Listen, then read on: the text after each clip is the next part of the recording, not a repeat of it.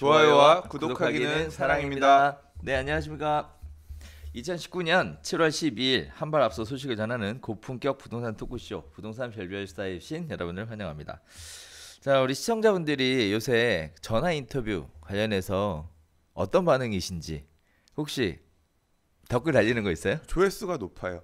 아, 그래요? 네, 기본적으로 조회수도 좀 높고, 그러니까 시장이 움직임이 심상치 않으니까 지역별로 어떤지 궁금해하시는 목소리가 있고 도움이 됐다는 댓글들도 있고. 아, 그래요? 네. 아, 다행이네요. 네, 그래도 우리가 현장 소식을 바로바로 전할 수 있어서 역시 한 발 앞서가는 별별수다. 네, 되는 것 같아요. 저는 그런 댓글 많아요. 정보를 제대로 줘야지. 수다만 떠냐 왜?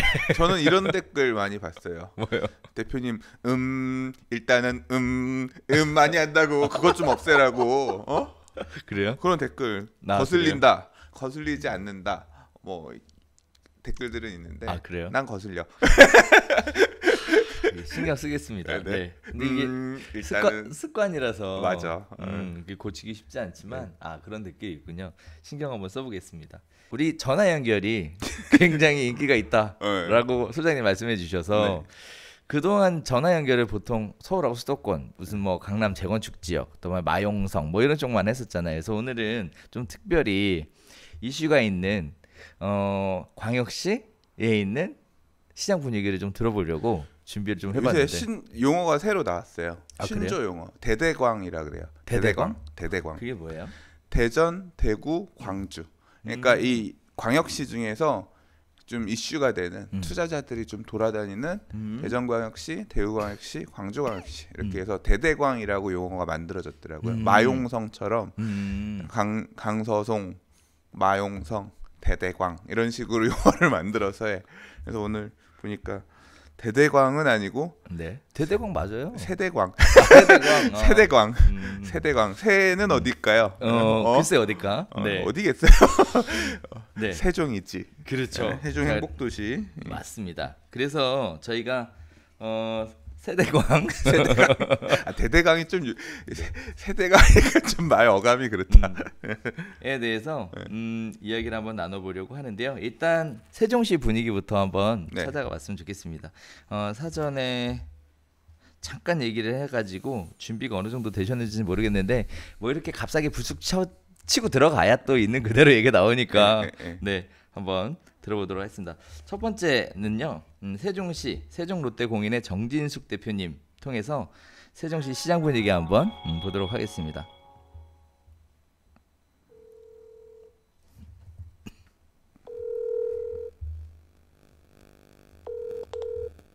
네, 여보세요.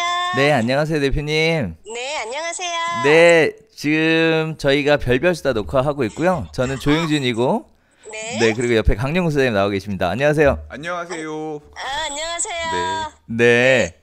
저희가 별별수다 진행하면서 그 지역의 현장이 실제 어떻게 돌아가고 있는지 궁금해서 지역별로 선수분들한테 전화를 좀 드리고 있는데, 일단 세종시 뜨거운 지 오래됐잖아요. 그랬었죠?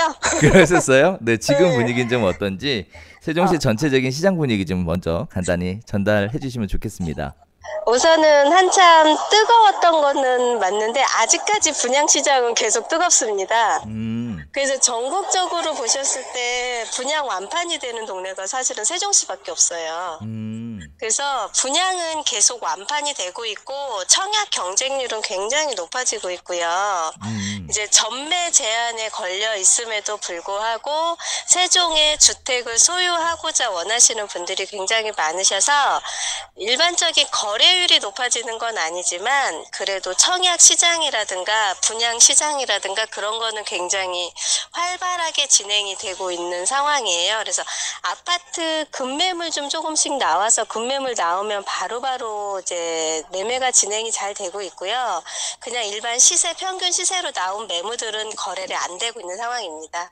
그래서 문의는 이제 분양하는 시장에 따라서 분양장이 있을 때마다 조금 후끈 달아올랐다가 분양 시장이 끝나면 약간 조용해지는 이제 그런 타임이 계속 진행이 되고 있는 상황이고, 그래도 세종에 집을 사고 싶다, 분양을 받고 싶다 하고자 원하시는 분들의 문의는 계속 꾸준히는 있으세요. 근데 이제 대출 규제라든가 이제 이런 상황에 의해서 매수를 하고 싶어도 못 하시는 분들도 많으시고, 이제 조건에서 조금 안 맞으셔서 계약을 못 하시는 분들이 조금 많아서 그냥 가시는 분들이 많으시고, 현재 상황에서는 활발하게 많이 뜨겁게 움직이지는 않지만 뜨거운 거는 분양시장은 뜨겁습니다. 제가 궁금한 게요. 네. 청약시장은 뜨겁다고 그러셨는데 네. 이게 사실 서울 같은 경우는 분양가 상한제 이슈로 또는 네. 허브의 분양 보증 조건으로 가격을 분양가를 싸게 해야 되는 어떤 그렇지 않으면 분양을 못하는 이런 이슈가 있는데 네. 세종시 같은 경우는 지금 거래가 그렇게 금매 아니면 안 된다라고 하면 그렇게 네.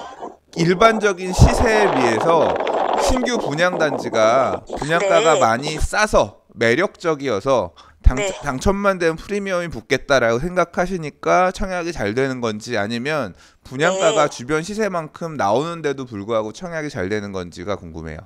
우선은 주변 시세가요, 거래율이 많지는 않지만 가격이 그대로 유지가 아직은 되고 있습니다. 네. 그래서 그 유지되는 시점과 그 주변 시세, 아파트 주변 시세와 분양 가격의 갭 차이는 계속 있어요. 그래서 아마 그거를 노려서 청약을 넣으시는 분들도 계시지만 그 영향도 있으시지만, 두 번째가 우선은 분양 물량이 예전에 많이 쏟아졌던 물량들이 지금은 많이 줄었고요.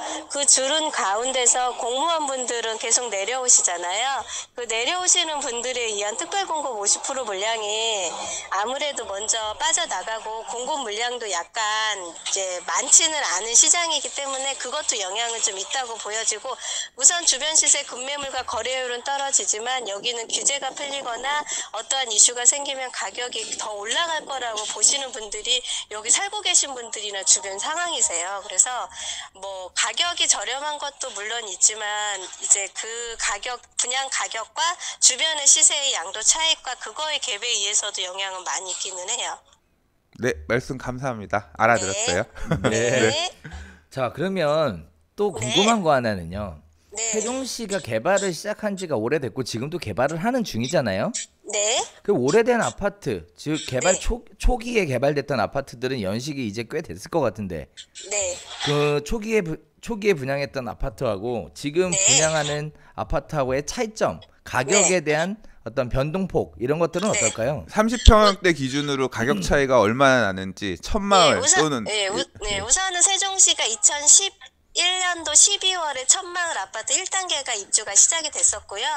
그 아파트가 공급이 될 때는 1년 전에 공급이 돼서 이제 LH에서 후분양으로 했었어요. 그래서 10원 마을이라고 해서 평당 600만 원에 분양을 했었는데, 그건 LH가 얘기하는 게 마이너스 100만 원씩 손해를 보고 분양을 했다고 얘기가 계속 나왔었어요. 그래서 분양 가격은 평당 600만 원에서 2단계 올라가면서 700 정도로 들어갔고, 그 이후에 분양한 것들은 기본 한 800선에서 분양을 해서 분양가가 33평형이 한 2억 후반대가 많이 움직이다가 지금 이제 2-2 생활권, 세롬동 2-2 생활권이 2015년도쯤에 분양하면서 설계공모라는 제도를 도입을 하면서 아파트 분양 가격이 3억대 초반까지 올라가기 시작을 하면서 지금 분양 가격이 조금씩 올라간 시장이죠. 그리고 또 더 영향이 큰 게 주상복합 분양이 입지가 굉장히 좋았어요. 그 입지 여건 좋은 데다 주상복합은 아무래도 상업용지 자체 땅이라 보니까 땅값이 비싸게 낙찰이 되다 보니까 그 주상복합의 분양 가격이 일반 가격의 영향을 조금씩 따라가는 느낌처럼, 그래서 실질적으로 분양 가격이 많게는 처음 입주할 때보다는 1억 이상 차이 나는 단지도 있고요.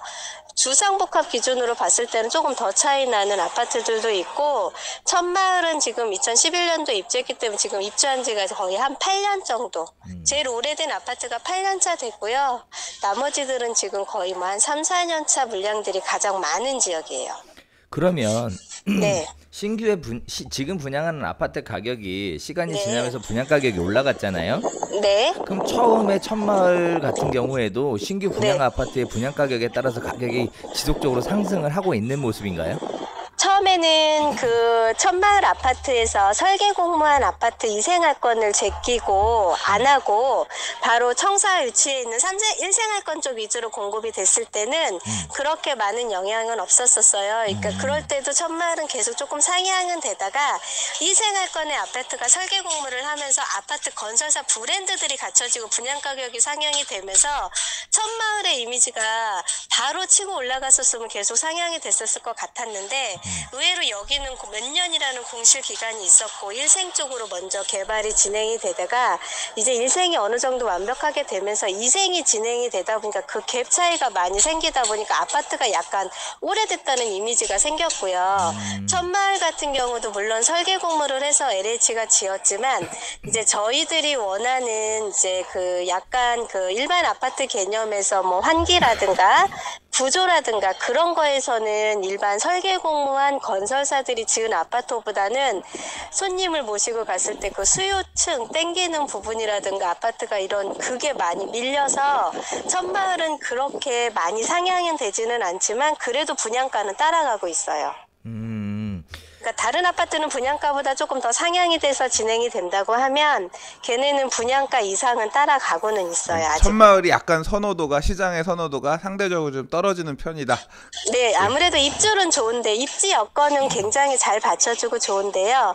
LH 공사에서 그 지었다는 이미지도 있고 그 다음에 이제 저희들이 못 본 케이스의 아파트들 복층이라든가 아니면 이제 그런 부분의 개념을 많이 도입을 해서 집을 지었어요. 그러다 보니까 이제 그 인지도라든가 저희들이 왜 그 선호하는 그런 저기에서 약간씩은 조금 떨어지는 감이 있는 것 같고 연차가 좀 있다 보니까 약간 떨어지는 것 같아요. 브랜드라든지 연식이라든지 뭐 다음에 네. 구조에 대한 특징 네, 이런 부분들이 영향을 미친다라는 네네네. 말씀을 주셨는데 예, 제일 중요한 건 건설사인 것 같아요. 건설회사 브랜드에 대한 거. 네, 그렇죠. 네, 네. 아무래도 LH에서 졌다라는 것보다 그렇죠. 네, 그럼 요새 예. 건설사는 어디가 많이 들어와요? 요즘은 1군 브랜드 설계 공모라는 제도를 많이 도입을 해서 아파트가 공급이 되다 보니까 1군 브랜드 업체들이 계속 들어와서 지금 공급을 하고 있고요. 최근에 분양한 4생활권 같은 경우도 신동아 요즘은 GS 자유도 없었던 회사가 지금 들어오고 있고요. 동부 센트롤이나 코롱 하늘차라는 그런 회사들도 많이 들어오고 있어요. 그렇군요. 네. 네. 자, 그다음에 또 궁금한 게 하나 있는데, 네. 세종시에 막상 현장에 가보면 네. 상가들이 뭐 네. 상업용지는 굉장히 적다고 얘기를 하는데 네. 의외로 또 현장에 가보면 공실인 예. 상가들이 굉장히 많은 걸 볼 수 있어요. 네. 네, 이런 부분들이 왜 이렇게 공실이 나는 건지 네. 아니면 뭐 분양을 안 한 건지 뭐 어떤 저희가 가서 눈으로 봤을 때 그렇게 보여질 만한 특별한 이유가 있는 건지 좀 궁금하거든요. 예.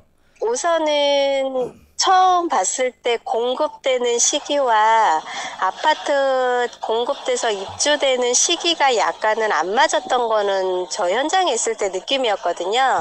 그러니까 공급되는 시기와 인구 유입이 그만큼 받쳐주면서 계속 공급이 진행이 됐어야 되는데 그거보다는 먼저 토지 판매를 하거나 토지 판매가 되면 분양사들이 계속 시행사들이 분양하거나 이제 그런 부분의 영향이 좀 많아서 먼저 공급이 됐던 이유도 있었고 아파트 뒤에 배우 세대는 토지 공급도 안 됐는데 상가는 계속 공급을 했었거든요. 네, 그런 영향이 있어서 공실로 지금 보이는 데 같은 경우는 그런 것도 있고 아무래도 입지 여건도 있는 것도 있고 배우 세대나 주변에 인구 유입이 안 된 상태에서 영업을 할 수 있는 부분에서도 한계가 있다 보니까 영업을 오픈했다가 문을 닫았던 상가들도 많고요.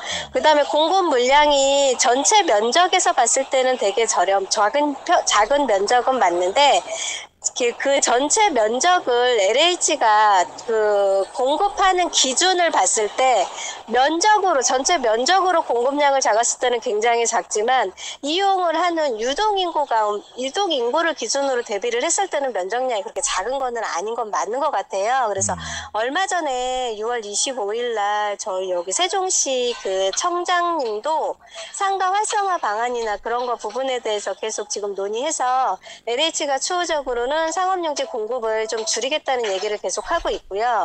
그다음에 상업용지 공급에 이제 좀 과열이 되다 보니까 뭐가 터졌냐면 단지 내 상가들이 공급 물량이 규제가 확 풀리면서 단지 내 상가가 뭐 한 900세대밖에 안 되는데 단지 내 상가가 거의 200호실이 분양이 될 정도로 예, 그런 게 계속 터지면서 상가 규모가 굉장히 많이 커졌죠. 영향이. 그래서 지금 영향이 많이 있는 것 같아요. 너무했다 그거. 그러면 네. 상권이 활성화되기 굉장히 어려운 시장일 것 같은데 지금 세종시에 그 상권이 활성화되어 있는 곳이 있나요? 우선은 1-4 생활권 같은 경우나 항아리 상권이라고 하죠. 주변에 아파트 배우 세대가 갖춰진 상권들. 네. 걔네들은 지금 상권 형성화가 지금 다 되고 있고요. 네. 그다음에 이제 중심 상업용지 쪽에 지금 이슈가 되고 있는 어반이라든가 이런 상가들이 준공이 되면서 지금 이제 매장들이 들어오고 있어요. 그래서 네. 지금 그게 계속 살아나고 하면 상가 활성화는 조금씩 되고 있고 또 이 상가 시장이 어려운 걸 알아서 분양주들도 많이 희생을 하시고 계세요. 그래서 예를 들자면 뭐 렌트프리 기간을 다른 회사, 다른 지역에서 뭐 입지가 좋아서 뭐 한두 달이면 되는 걸 분양주들이 많이 포기하시고 이제 상권 활성화와 건물 활성화를 위해서 분양주들도 많이 희생을 하셔서 2-4 생활권 같은 경우가 예전에 가장 문제가 됐던 지역들인데 걔네들은 지금 다 상권이 살아났어요. 아, 그래요. 그럼 예. 상가를 그러면 투자를 세종시에 한다면 어떤 것들을 유의해서 좀 봐야 될까요? 우선은 배우 세대가 좀 갖춰진 상가 같은 경우는 지금 현재 뭐 공실이다 하더라도 차후에 입주민들이 계속 들어와서 공실인 상가에서 이제 그 높았던 분양 가격이 조금 빠졌거든요. 그래서 그런 부분에서 임대인들, 분양주들도 이제 분양사들 말만 듣고서 높게 책정됐던 임대료를 어느 정도는 다 내려놨던 분들은 그 내려놓은 금액대로 맞춰서 상가 진행하면 그 배우 세대가 갖춰진 항아리 상권이라든가 아니면 지금 백화점 예정지로 잡혀있는 뒤쪽에 있는 중심 상권들 있어요. 어반에서 지은 상가들. 거기는 토지 받은 건설사들이 자기 부담 비율로 30%를 보유해서 거기 상가를 활성화시키게끔 설계 공모를 한 거거든요. 그래서 건설사들이 자기 그 상가 건물을 활성화를 시키게끔 노력을 하고 굵직굵직한 테마가 들어가니까 그쪽 지역은 저도 괜찮다고 보여져요. 아, 그렇군요. 이렇게 네. 사람들이 선호할 만한 지역들이 따로 있고 상권이 네. 활성화가 될 만한 지역들이 다 따로 있는 거군요. 네, 저는 그렇게 판단됩니다. 아, 그렇군요. 자, 네. 또 하나 궁금한 거 있는데 네. 세종시가 전매 제한이 걸려 있잖아요. 네. 그래서 전매 제한 걸려 있는 아파트는 투자할 수가 없는데요. 네. 그럼 이제 세종시에 뭐 아파트를 투자하고자 하시는 분들은 네. 어떤 것들을 주의해서 봐야 될까요? 우선은 세종시도 이제 지역 편차가 생겨가지고요. 네. 세종에 있는 아파트가 무조건 가격이 상향이 되는 건 아니에요. 그래서 그 지금까지 가격이 상향이 되고 가격이 계속 흔들림 없이 유지가 되는 지역의 첫 번째는 BRT 노선인 것 같아요. 아, BRT 네. 노선. 네, 세종의 교통수단인 BRT 노선을 위주로 해서 아파트 가격이 상향이 되는 것도 많이 있고요. 그 다음에 이제 건설사가 어느 건설사인지하고 단지가 큰 단지 그거 위주로 많이 움직이고 이제 중심인 데를 자꾸 찾으시다 보니까 이생활권 쪽을 많이 찾으시거든요. 그래서 그 이생활권 쪽 위주로 해서도 지금 거래율은 조금씩 많이 움직이고 있는 상태예요, 지금은. 아, 그렇군요. 네. 지금 여러 가지 지표를 보더라도 세종시 분위기는 나쁘지 않은 것으로 지금 지표들은 나오는데 현장도 그런 네. 거죠? 현장은 매매는 사실은 많이 어렵고요. 매수하는 게 저평가돼서 왜냐하면 다른 기존 도시보다는 저희 세종은 이제 뭐 거주를 못 하시더라도 투자 용도로 사놓으실 수 있는 갭 투자 개념이 여기는 없어요. 임대가가 근학이 낮다 보니까. 예, 그래서 매매율이 그렇게 활성화가 되거나 많이 되지는 않지만 그래도 저평가가 돼서 뭐 2억 내외로 움직이는 가격대 있는 거래들은 계속 꾸준히 되고 있고요. 이제 전매 제한 걸리고 양도세 제한에서 조금 비껴나가는 기존의 아파트들은 거래율이 그래도 계속 있어요. 아, 그렇군요. 네. 하나 또 말씀하시는 네. 중에 궁금한 게 생겼어요. 네. 이생활권이 가장 사람들이 많이 찾는다고 얘기하시는데 맞죠? 네. 네. 그러면 이생활권에 존재하는 30평대 아파트의 네. 매매가하고 전세가를 어느 정도 기준으로 보면 될까요? 우선은 입지에 따라 뭐 이생활권에서도 많이 가격이 틀려지는데 기본 8사는요. 네. 제일 비싼 데는 7억까지 나와 있고요. 매매가가? 33평형이 비싼 데는 7억까지 나와 있고, 똑같은 이생활권에서 약간 BRT에서 안쪽으로 들어가는 데는 거의 한 5억 5천에서 6억 사이 나와 있고요. 그 다음에 전세 가격은 50%도 안 돼요. 한 40% 기준으로 지금 7억대 있는 아파트들 전세 금액은 지금 현재 한 2억 5천 정도 나가고요. 뭐 5억 5천대 아파트는 지금 한 2억대 나가고 있어요. 아, 그래요. 그러면은 투자를 하려면 현금을 굉장히 많이 갖고 있는 경우에만 투자가 가능하겠군요. 네, 그래서 거래율이 많이 지금은 떨어지고 있고, 입주하는 아파트들 전세 가격이 솔직히 말씀드리면 33평이 1억 5천대예요. 그러고 매매 금액은 5, 6억대거든요. 갭 차이가 굉장히 많이 나죠. 대출이 또 안 나오다 보니까. 그래서 거래율이 없기는 해요. 근데 실입주하시고 무주택이시고 실지 거주하시고 하시는 분들은 대출 실행이 50% 정도는 되니까 그런 분들 위주로 해서 거래율은 계속 있는, 거래는 조금씩 있고, 돈이 있으신, 자본 여력이 있으신 분들은 갭 차이 금액이 맞춰지시는 분들은 그래도 계속 투자를 하시려고 계속 알아보고는 계시는 것 같아요. 아, 그렇군요. 전국에서 관심 갖는 지역이 세종시니까 아무래도 전국에서 많은 사람들이 찾아오지 않을까라는 생각이 좀 들고 있습니다. 상대적으로 또 실수요자분들, 뭐 전세를 사시는 분들, 전세로 거주해야 되시는 분들한테는 어떻게 보면 또 세종시가 상대적으로 기회 지역일 수도 있겠네요. 워낙에 임대료가 저렴해서. 예, 그래서 이제 청약을 받고 분양을 받고자 원하시는 분들이 이제 많이들 전입들 하시고요. 주변의 아파트 시세 대비했을 때 전세 가격이 많이 저렴하다 보니까, 임대료가 저렴하다 보니까 그런 것도 이용하시는 분들도 굉장히 많으세요. 그렇군요. 그러면 대전식 집값에도 영향을 주지 않을까요?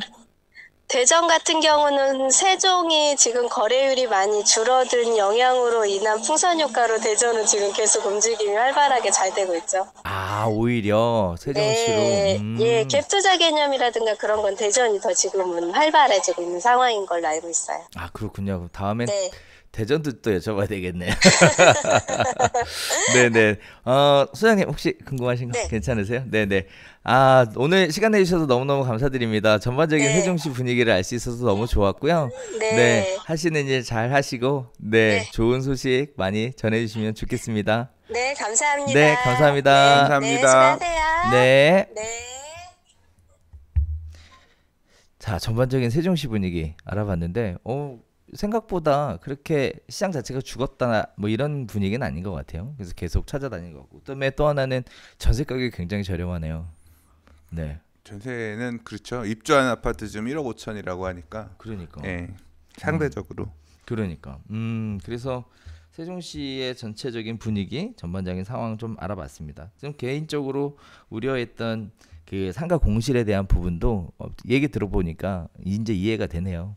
주거가 완전히 형성이 되기 전에 상가 공급부터 먼저 다 이루어져 나서 상대적으로 그 도시가 완성될 때까지 오랜 기간 비어 있는 것처럼 보일 수밖에 없는 상가 분양가가 너무 비싸 있었던 것 같아요. 그러니까 지금 아까 말씀하신 데도 보면 그 분양주들이 렌트 프리 기간을 길게 줘서 임차인들이 그 정도면 해보겠다, 상권 살아날 때까지 임대료 안 받으면 좀 해볼 만하다. 근데 그거 결국 분양주들이 그만큼 손해를 떠하는 거잖아요. 이 사업 시행자들이 상가 분양가 너무 높게. 한편으로는 LH가 너무 높게 분양을 한 것도 땅 장사를 잘해 먹었으니까 또 그렇게 했을 수도 있겠죠. 그렇죠. 원제는 LH에 있는 거야? 그렇지. 자, 세종시 이야기 한번 들어봤습니다. 두 번째 지역 한번 넘어가 볼까요? 두 번째는 요새 작년 2018년에 가장 뜨거웠던 지역 중에 하나가 또 대구였던 것 같은데, 대구에 대한 전반적인 상황을 한번 살펴보도록 할게요. 일단 대구 명곡공인의 이순희 대표님.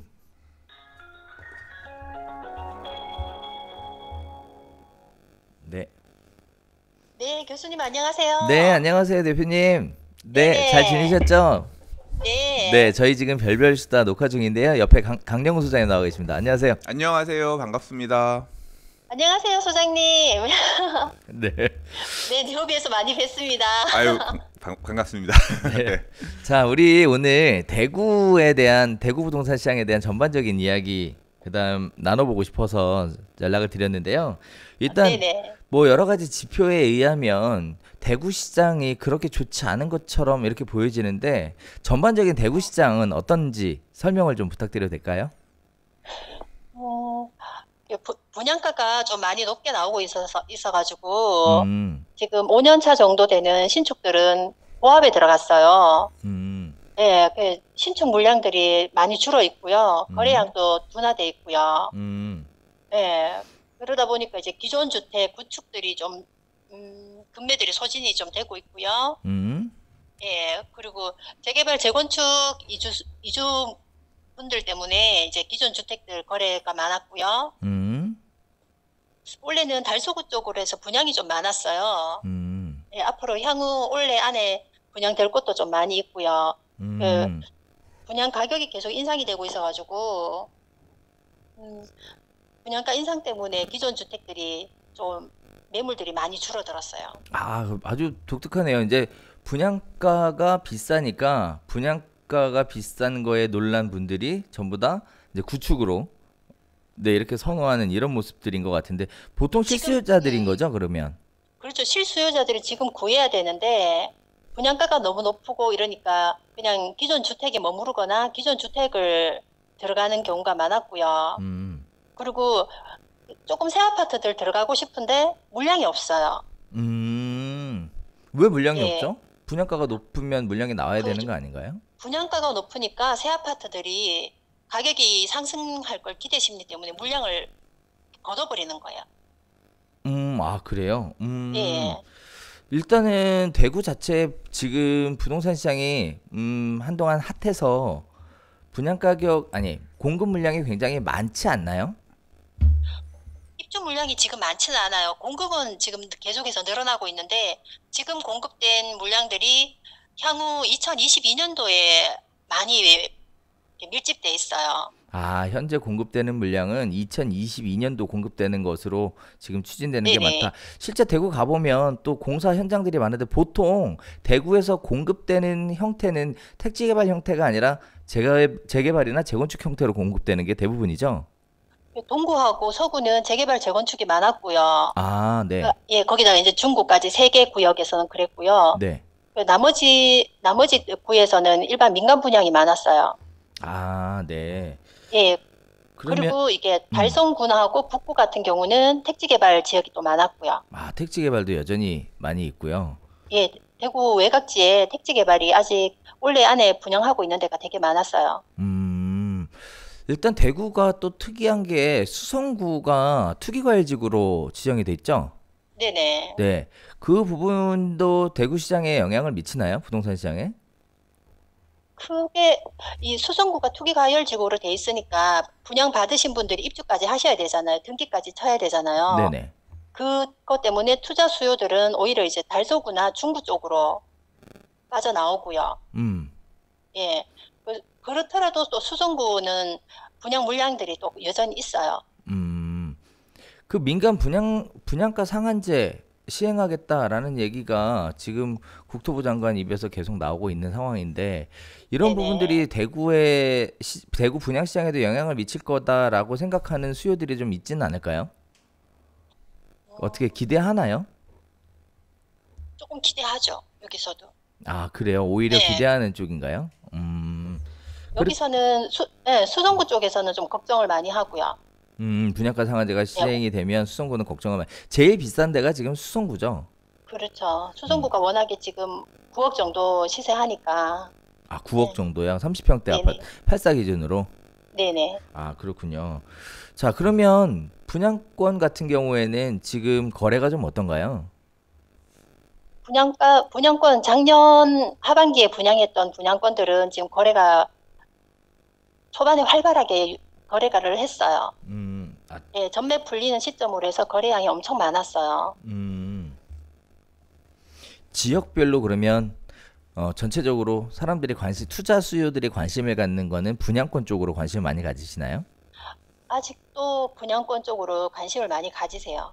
음, 예, 달서구 지금은 원활하게 거래가 되는 데가 달서구 죽전 내거리 쪽하고요. 음, 예, 그리고 달서구 여기 월성동 예, 이쪽 구역에 분양한 업체 그 분양 그 단지들이 꾸준히 인기가 있어요. 아, 달서구 쪽에 분양하는 단지들이 인기가 많다 지금. 네네. 그 외지에서 투자하러 오시는 분들도 좀 계시나요? 굉장히 있었다고 얘기 들었어요. 수성구 쪽, 저 죽전 내거리 쪽은 특히나. 아, 죽전 내고리 쪽은 외지에서 와서 투자하는 분들이 많이 있다. 이런 소문이 네네. 돌고 있다. 신세계에서 분양을 해서 음. 거기서는 가격을 좀 많이 올려놓은 게 있어요. 지금 그런 분양을 하게 그럼 달서구 말씀하셨던 그런 인기 지역들은 프리미엄이 어느 정도 형성이 되어 있나요? 지금 죽전 내거리 같은 경우는 기존에 신세계 빌리브에서 분양했을 때는 그 프리미엄이 3천에서 4천, 5천, 6천까지도 올라갔었고요. 네, 지금은 그게 주춤하는 상황이라 가격이 현재는 2천에서 4천 정도. 예. 이렇게 투자를 하게 돼도 수익이 날 거라고 기대하는 거죠, 지금. 그렇죠. 기대를 하는 거죠. 자, 대표님이 보시기에 지금 그러면 공급 물량이 2022년도에 나온다고 한다면 지금 대구 시장은 오히려 수요는 있는데 공급은 없는 그런 시장이라고 봐야 되는 건가요? 올해하고 내년, 내후년까지는 조금 그런 편이에요. 대구에 그러면 부동산 관련해서 큰 이슈는 어떤 게 있을까요? 지금은 동구하고 서구의 재개발 재건축. 예. 아, 동구하고 서구의 재개발 재건축 쪽이 사람들이 네네. 투자에 관심을 갖는 이슈라는 네네. 거죠. 그리고 또 지역별로 개발에 대한 이슈이기도 하고. 그러면 동구나 서구 쪽에 재개발에 투자를 하려면 그러면 가격은 어느 정도 생각하고 투자를 해야 되는 건가요? 이쪽은. 아, 재개발 재건축은 제가 가격을 잘 몰라서. 아, 그렇군요. 아파트 전문이시라. 죄송합니다. 아, 괜찮습니다. 네. 네. 어쨌든 시장에 지금 그런 기대 심리가 좀 많이 쌓여 있는 것 같은데 생각보다 거래가 굉장히 막 활발하게 돌아가는 건 아니지만 실수요자들을 중심으로 해서 거래가 없지는 않은 상황인 거고 그리고 네. 또 달서구 중심으로 해서는 투자자들이 좀 유입이 많이 좀 있는 것으로 보여지고 있고 또 네네. 분양가 상한제에 대한 기대 심리도 실수요자 입장에서는 좀 있는 것으로 보여지고 있는데 역시 실수요자들은 분양가 상한제가 실시가 되면 분양 가격이 낮아질 거니까 그때를 좀 기대해 보자. 뭐 이렇게 심리가 좀 만들어지는 것 같고 오히려 매수자의 심리를 좀 기다리게 하는 관망세로 전환시키는 이런 역할을 하게 되는 것 같은데 일단 대구 시장 자체가 대충 감은 올 것 같아요. 감은 올 것 같은데 일단 뭐랄까 안개 속 장세 같은 이런 느낌이 드는데 대표님이 대구 부동산에 관련돼서 총평을 좀 내려주신다면 어떤 것 같으세요? 분양 가격이 계속해서 너무 급등을 하고 있는 상황이라 기존 주택을 사서 신축을 사서 들어가는 게 지금은 제일 좋은 방법으로 보이고요.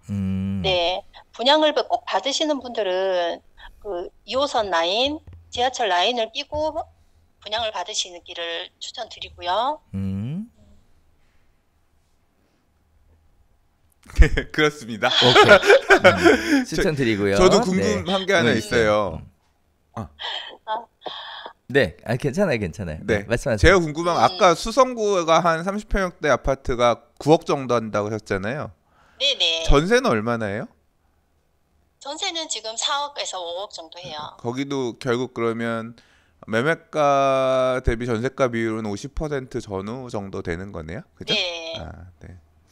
사람들이 전 이런 게 궁금했었는데 예전부터 말 나온 김에 사람들이 대구에서 수성구를 찾는 이유는 뭔가요? 가장 비싼 이유가 뭐예요, 수성구가? 가장 비싼 이유는 주변에 깔려 있는 그 공공기관들, 학교 두 가지 다 접목이 돼야 되겠죠. 교통도 괜찮아요? 네. 법원이랑 그 검찰 법원하고 뭐 그 굵직굵직한 그 공공기관들이 거기 수성구 쪽에 다 깔려 있고요. 예, 거기다가 학군이 거기에 또 다 형성이 돼 있으니까요. 예. 그렇군요. 네, 일단 잘 알겠습니다, 대표님. 네, 전체적인 대구에 대한 부동산 시장은 대충 감을 잡을 수 있을 것 같고요. 바쁜 시간 내주셔서 인터뷰에 응해주셔서 진심으로 감사드립니다. 네, 감사합니다. 감사합니다. 네, 감사합니다. 갑자기 전화 드렸더니 당황하셨나봐. 이런 거 안 해보셔가지고. 네. 근데 대구도 얘기를 들어보면, 그러니까 대구 같은 경우는 고분양가 말씀을 많이 하시는 게 그러니까. 근래에 분양 나오는 단지들이 주변 시세보다 거의 뭐 아까 세종 같은 경우는 시세와 분양가가 갭이 있어서 당첨만 되면 피형성이 될 거다라는 어떤 신뢰를 가지고 청약들을 하는데 지금 보니까 그런 수준은 아닌 것 같아요. 분양가 자체가 좀 먹을 만큼 다 머금고 나오면서 고분양 말씀하시는 게 좀 부담스러워하시는 것 같고, 아까 재개발 재건축 같은 물량이 나오는 민간 시장 같은 경우 물량들 같은 경우는 분양가 상한 이런 개념이 없으면 고분양가 관리구역도 아니잖아요. 그렇죠. 그러니까 그냥 분양가 밀어내는 대로 받아주고 있는 것 같은데 뭐 아까 북부라든가 뭐 이런 쪽은 택지 개발 사업들을 여전히 하고 공공택지 같은 경우는 거기는 아마 분양가 상한제 적용이 돼서 좀 싸게 나오지 않을까 싶긴 하고, 좀 시장 자체도 거기도 차별화돼서 그렇게 움직이고 있겠구나. 근데 전체적으로 제가 매매가 대비 전세가를 여쭤본 게 갭을 얘기할 수 있는 수준은 아니잖아요. 그렇죠. 9억에 뭐 전세 4억이면 현금 5억 들어가야 되는 건데, 그렇죠. 현금 5억이면 서울에도 그 돈을 지금 대구에, 그러니까 자체 시장에서 돌아가는 실수요들이 돌아가는 시장인 것 같고, 외부 투자자들이 갔다라고 하는 거는 분양권이라든가 소액으로 움직일 수 있는 전매 제한이 되는 그런 쪽들은 뭐 일부 움직임이 있다가 시장이 조금 차가워지면서 피가 빠졌다는 말씀하시잖아요. 네. 아까 뭐 4천, 뭐 5천 가다가 뭐 2천에 4천 떨어졌다 하니까 전체적으로 좀 분위기는 그렇게 막 꽉 돌아가는 모양새는 아니고 약간 좀 숨죽이고 있는 상황인 것 같다는 생각이 드네요. 대구가 이제 투자를 중심으로 한 뭐 어떤 분양권 시장 뭐 이런 쪽으로 살아 있기보다 오히려 분양 가격에 부담을 느낀 실수요자가 구축으로 많이 찾아가는 이런 모습들을 보여주고 있는데, 분양가가 시장에 어떠한 영향을 미치는지를 단편적으로 볼 수 있는 그런 하나의 예가 되지 않을까라고 생각이 듭니다. 대구 시장에 대해서는 앞으로도 관심 있게 좀 지켜보면서 시장에 대한 이야기 한번 나눠봤으면 좋겠습니다. 자, 세 번째 이야기 한번 들어가 보도록 하겠습니다. 이제 마지막 지역인데요. 대대광의 마지막 어디죠? 광안리? 진짜 그 유물은 썰렁하다 진짜. 네. 자, 마지막 광주에 대한 이야기를 한번 들어보도록 하겠습니다. 저는 광주 궁금한 게 사실 있는데요. 그 중에 하나가 왜 이렇게 해가지고 막 떼거지로 몰려가갖고 막 가격을 미친 듯이 올려놨다, 뭐런 얘기가 있었는데, 사실 그 얘기 한번 여쭤보고 싶어서 현재 지금 상황은 어떤지 궁금하고, 광주 자체가 또 전체적으로 시장이 굉장히 좋았다가 살짝 죽는 듯하다가 다시 좋아졌었거든요. 지금 현재 상황은 또 어쩐지 궁금한데, 광주의 우석공인 오우석 대표님과 함께 광주 전반적인 상황을 한번 들어보도록 하겠습니다. 우석 공인중개사는 고객님의 행복만을 생각합니다. 비가 오면 우산이... 여보세요. 네, 안녕하십니까 대표님.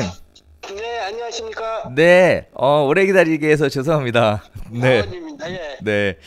자, 우리 별별수다 지금 녹화를 진행하고 있는데요. 지금 옆에 강영우 소장님 나와 계세요. 안녕하세요. 예, 안녕하십니까. 안녕하세요. 네. 반갑습니다. 네. 네.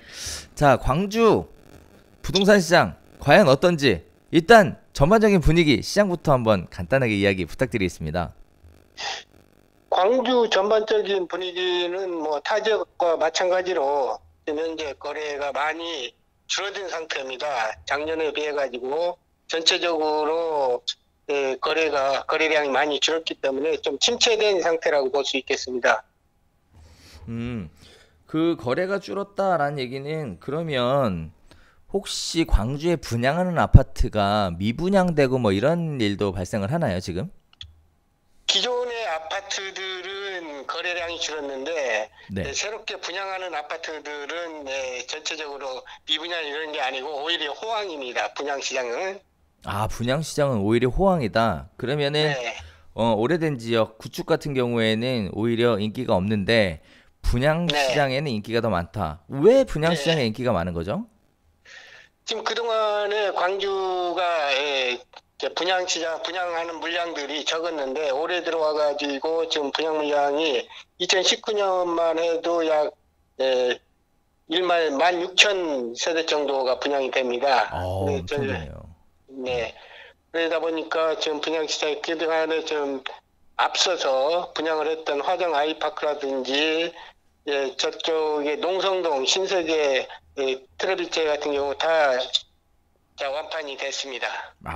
그럼 분양 시장이 뜨겁다는 이유는 역으로 얘기하면 투자 수요가 분양 시장 쪽으로 몰린다 이렇게 볼 수도 있나요? 지금 광주에는 어떤 투기에 관련된 투기과열지구라든지 투기 지역이라든지 이런 지정이 없죠? 예, 그런 지정은 지금 현재 규제 지역은 아니었는데 조금 전에 뉴스 속보를 보니까 허그에서 고분양가 관리 지역으로 추가로 지정을 했네요. 광주를요? 예, 광산구하고 남구, 서구, 그리고 대전의 서구, 유성구, 대구의 중구 이렇게 6개 지역을 고분양가 관리 지역으로 추가를 했다고 속보가 지금 떴습니다. 그렇군요. 그러면은 오히려 분양권 투자하기에 더 좋은 시장이 열리는 거 아닌가요? 아마 그렇게 볼 수가 있겠지요. 오히려 분양가를 낮추게 되면은 분양 시장에는 더 호재가 되겠지요. 당첨되는 사람들은 피가 더 많이 생기겠네요. 네, 그렇습니다. 전매 제한 이런 것도 없잖아요, 그죠? 전매 제한 6개월이 있습니다. 전매 제한 6개월. 예, 광역시이기 때문에 전매 제한 6개월이 있는데 그래도 분양 시장이 지금 분양권 시장이 좀 뜨거워지고 있습니다. 그러면 결국은 그러니까 구축 아파트가 오래돼서 새로운 아파트에 가서 살고 싶다라는 실수요와 광주에 아직 식지 않은 투자에 대한 관심들이 신규 분양하는 아파트 쪽으로 몰려간다 이렇게 봐도 될까요? 그럴 것 같습니다. 지금 현재 기존에 이제 양극화가 더 심해진다고 봐야 되겠죠. 자, 광주가 지금 양극화가 벌어지고 있는 상황인 것 같다라는 말씀 주셨는데요. 일단 광주의 부동산 공급이라는 게 택지 개발지구로 공급하는 형태보다 지금 재개발이나 재건축 방식으로 공급하는 게 더 많지 않나요? 네, 그렇습니다. 지금 광주에는 재개발 지역이 28개 구역이 있고 재건축이 16개 구역, 그다음에 도시환경 정비 구역이 약 7개 구역이 있는데 지금 재개발이 아주 활발하게 움직이고 있습니다. 그렇군요. 재개발이라고 해서 뭐 다 같은 이제 서울도 보면 강남 재건축, 뭐 강남을 중심으로 한 재개발 이런 것들이 더 다른 지역보다 관심이 있는 게 사실인데 광주에도 그렇게 관심 갖는 재개발 지역, 재건축 지역들이 따로 있나요? 다 마찬가지겠죠. 각 지역마다 조금씩 다 다르겠지만은 광주에도 역시 인기 있는 재개발 지역들이 다 있습니다. 특히 보면은 지금 동구의 학동 4구역이라든지 또 서구의 화정동 염주주공 거기 재건축이 되겠고요. 그다음에 이제 광산구에는 신가동 재개발 지역이 있고요. 지금 북구에도 우산구역하고 중흥 3구역이 이제 곧 일반 분양을 할 예정이고요. 또 서구에 광천동이라는 제일 큰 약 5,600세대에 이르는 어마어마한 그 단지가 재개발 지금 엊그저께 며칠 전에 사업 시행 인가가 났습니다. 그렇군요. 이제 부동산 시장 자체가 나쁘지 않고 투자 시장도 꺼져 있는 상황이 아니라서 재개발 사업 추진하는 데 있어서도 좀 속도가 좀 붙을 것 같은데 사업 추진은 어떻게 무리 없이 잘 진행되고 있나요? 어느 재개발 지역이나 뭐 조그만 뭐 잡음들은 다 있겠지만은 조합 임원들 간에 임원들에 대한 그 잡음은 있습니다만 대체적으로 양호하게 지금 진행이 되고 있습니다. 그렇군요. 제가 또 궁금한 게 사실 하나 있었는데요. 사실 여쭤볼까 말까 고민을 좀 했었던 얘기인데 그 한때 그 매스컴에 나와서 방송에서 그 뭐 스타 강사 얘기도 나오고 뭐 특정 지역을 언급했다는 얘기도 나오고 뭐 투자자들이 가가지고 뭐 묻지마 투자를 했다는 얘기도 나오고 한 얘기들을 얼핏 기억이 나는데 혹시 알고 계세요? 네, 저도 알고 있지요. 그래요? 네. 어디예요 거기가? 네, 거기 광주에 있는 속에 봉선동이라는 동네인데요. 네네. 봉선동인데 거기를 일명 뭐 광주의 강남이다 그렇게들 또 말들 하고 했었죠. 예, 지금 현재는 그때 작년까지만 해도 그 9.13 대책 이후에 무섭게 치고 올라갔었는데 지금은 호가는 좀 많이 떨어져 있는 상태입니다. 예. 그러면 가격이 빠지고 있다라는 얘기인가요? 근데 호가는 좀 내려가 있는데 실질적으로 평균적으로 이래 보면은 거래량 실거래가를 이래 확인해 보면은 별로 거래량은 줄었는데 실제 거래 가격은 그렇게 많이 빠지지 않았습니다. 아, 오히려 호가는 좀 내려갔으나 실제 실거래가를 확인해 보면 그렇게까지 가격이 막 무너져 내리는 건 아니다. 그럼 다시 역으로 이 얘기를 다시 풀어보면 투자자들이 여전히 관심을 그래도 가지고 있는 지역이 봉선동이다 이렇게 얘기할 수도 있을까요? 그렇지요. 자, 또 하나 궁금한 게 있는데요. 이렇게 투자에 대해서 아직까지 광주가 살아 있다면 광주에 투자를 한다면 어느 정도 금액을 가지고 어떻게 접근하는 게 좋을지 사실 외지에 있는 분들은 굉장히 막연할 것 같은데 광주 부동산 투자 이런 걸 유의해서 이렇게 준비를 하고 오면 좋겠다라고 혹시 해주실 말씀 있으시다면 간단히 좀 부탁드릴게요. 예, 광주 지역은 서울 지역하고 좀 다르게 좀 대형 평수가 지금 인기가 좋습니다.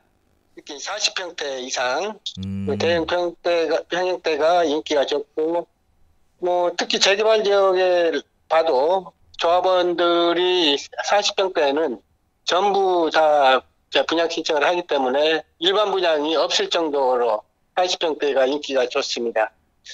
네, 대표적으로 여기 제가 있는 신가동 재개발 지역을 보면은 40평대 분양 신청한 신가동은 현재 조합원 분양 신청까지 끝난 지역인데 40평대를 구입을 하려면은 약 4억 5천 원에서 5억 이 정도를 준비를 하셔야 됩니다. 현금 기준으로 해서 4억 5천에서 5억 정도가 있어야 투자가 가능하다. 그렇게 되면 40평대 아파트를 분양받을 수 있다. 자, 그러면 신가동 재개발 같은 경우에는 사업 시행계가 났으니까 아직 그 감정평가 금액 이런 건 안 나온 거죠? 아닙니다. 지금 도정법이 바뀌어서 감정평가가 나와야 조합원 분양 신청을 받기 때문에 조합원 분양 신청이 끝난 상태이기 때문에 감정평가도 다 통제가 돼서 분양 신청 끝났고요. 지금 8월 17일에 관리처분 총회를 계획하고 있습니다. 아, 총회가 얼마 안 남았네요. 그러면 혹시 프리미엄은 어느 정도부터 있나요? 프리미엄이 이제 30평대하고 40평대하고 좀 구분이 되는데요. 30평대는 지금 약 1억 3,500 정도, 40평대는 약 2억 정도 이렇게 프리미엄이 형성되어 있습니다. 아, 그렇군요. 그럼 지금 현재 분양하는 지역들의 분양가는 실례지만 어느 정도 되는 거죠, 그러면? 이 앞서 화정 아이파크가 1,600에서 1,700 정도 분양이 됐고요. 네, 그래요. 그러면은 차이가 얼마 안 나는 거네요. 그렇게 프리미엄을 계산을 하더라도. 네, 그렇습니다. 그러면 결국은 뭐 투자에 대한 부분들은 비슷한 거고 결국 입지가 굉장히 중요한 영향을 미칠 수 있다. 이렇게 볼 수 있겠는데. 그렇죠? 그렇죠. 그 양극화에는 입지도 한 몫을 하고 있죠. 네. 자, 그러면은 광주에 대한 분위기 뭐 의외의 얘기를 좀 들어서 약간 좀 그런데 소장님 어떻게 들으셨어요? 저는 가격이 궁금합니다. 그러니까 아까 1,600에서 1,700 분양했다라고 하면 대략 한 5억 정도? 5억 전후 정도 30평형대 기준으로 될 것 같고요. 40평형대가 시장의 수요가 더 많다는 것도 굉장히 흥미로운 부분이에요. 피가 한 7천만 원 차이 나네요.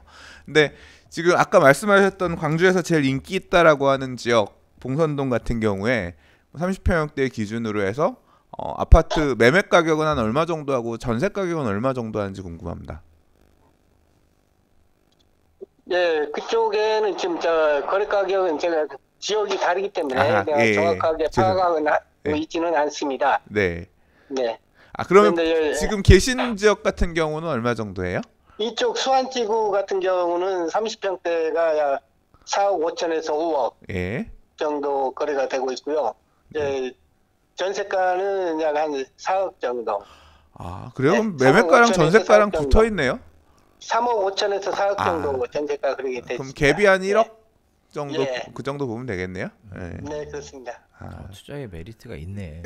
네, 알겠습니다. 감사합니다. 네, 대표님. 네, 네, 바쁜 시간 내주시고 인터뷰 응해주셔서 감사합니다. 네, 감사합니다. 네. 감사합니다. 네. 네. 자, 광주에 대한 이야기까지 한번 들어봤는데, 광주 분위기가 생각했던 거하고 좀 달라서. 저는 광주가 생각보다 네. 전세가가 높아서 되게 놀랐어요. 그러니까 아. 저는 사실 진짜 모르거든요. 지방 부동산 시장에 대해서는 저도 잘 요만큼도 몰라요. 모르는 사람인데 지금 아까 그래서 대구광역시의 전세 가격 수준도 여쭤봤잖아요. 그리고 광주광역시의 전세가 수준도 받고 부산 전세가가 제일 싼 것 같아요. 지금 보니까 예, 부산은 2억대 전세들 2억 아니구나. 부산도 4억대구나. 세종시가 제일 싸. 세종시가 제일 싸구나. 세종시 전세가 제일 싼 걸로 전국에서. 부산도 4억대구나. 그렇게 보면 새 아파트들 4억 4억 5천 정도는 하니까 보면 사실 부산도 오늘 초빙을 하려고 했는데 너무 길어질 것 같아서. 부산은 제가 시세 체크 계속하고 있기 때문에. 그러세요? 네. 네.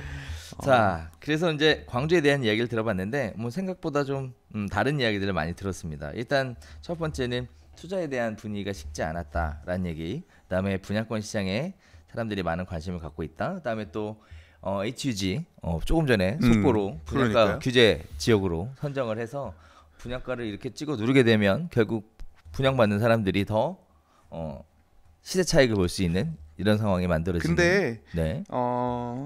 좀 따져봐야 돼요. 왜냐하면 그런가요? 고분양가 이 관리지역 지정을 했다라고 했는데 이게 기준을 놓고 보면 이제 1년 이내에 있으면 100%, 뭐 1년 넘었으면 105%, 없으면 10년 아파트 기준을 순서대로 해서 분양가를 이제 찍어 누르겠다는 건데 네.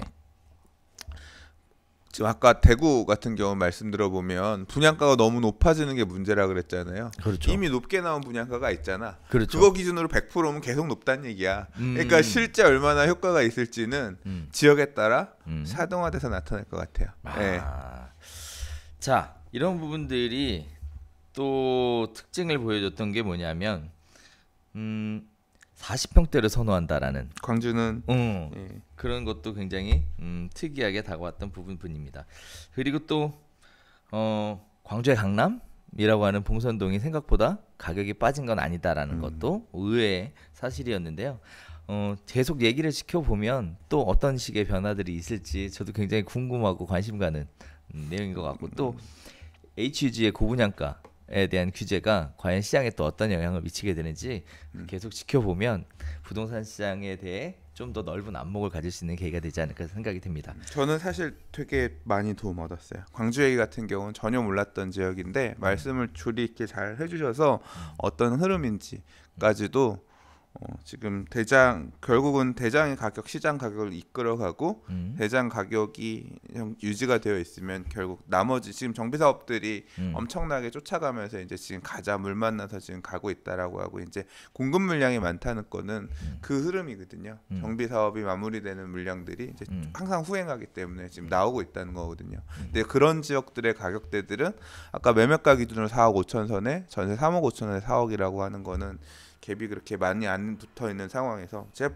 전에 확인했을 때 봉선동 같은 경우는 작년에 보면 인기 단지들 뭐 4억 몇천 하던 게 갑자기 막 8억대 이렇게까지 치솟아 갔거든요. 그러니까 뭐 아무리 낮게 봐도 지금 7억대일 거고 뭐 한 8억 정도 유지하고 있다라고 보면 지금 그러니까 강남이 인기 단지가 가격이 이끌어지고 쫓아가고 있는 지역별로 정비 사업이 이루어지면서 받쳐지는 숙성화되고 있는 성장해가고 있는 과정 속에 있는 것 같아요. 그러니까 규제도 초기 단계, 제일 초기 단계의 규제라고 할 수 있는 고분양가 기준으로 나오는 거. 만약에 여기서 더 달아오른다라고 하면 조정 대상 지역의 지정 등도 아마 쫓아오지 않을까 싶네요.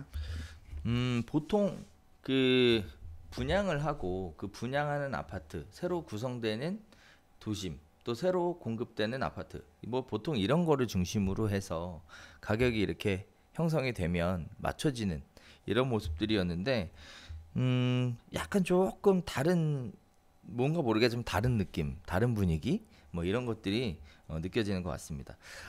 광주에 대한 이야기까지 한번 잘 들어봤고요. 일단 저희가 현장 인터뷰 이렇게 나눠봤는데 오늘도 어떠셨어요? 재밌었어요. 재밌으셨어요? 저 외부의 얘기들을 듣는 게 몰랐던 얘기를 듣잖아요. 이게 재밌죠. 아 그렇군요. 전 재밌었습니다. 네. 자 시청자분들한테도 좀 도움이 되셨으면 좋겠습니다.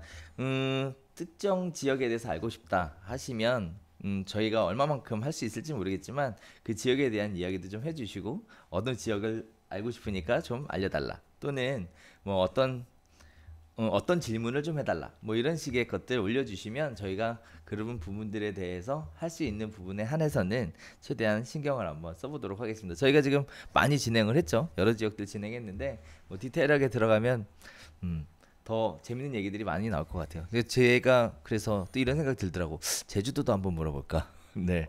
그래서 되게 길어져 방송이. 그렇죠. 그래서 잘 분배를 해서 네. 하면 좋을 것 같습니다. 좋습니다. 저희가 이번 주에 준비한 소식은 여기서 인사드리도록 하겠습니다. 다음 주에 더 생생한 정보 가지고 여러분들 찾아뵙도록 하겠습니다. 감사합니다.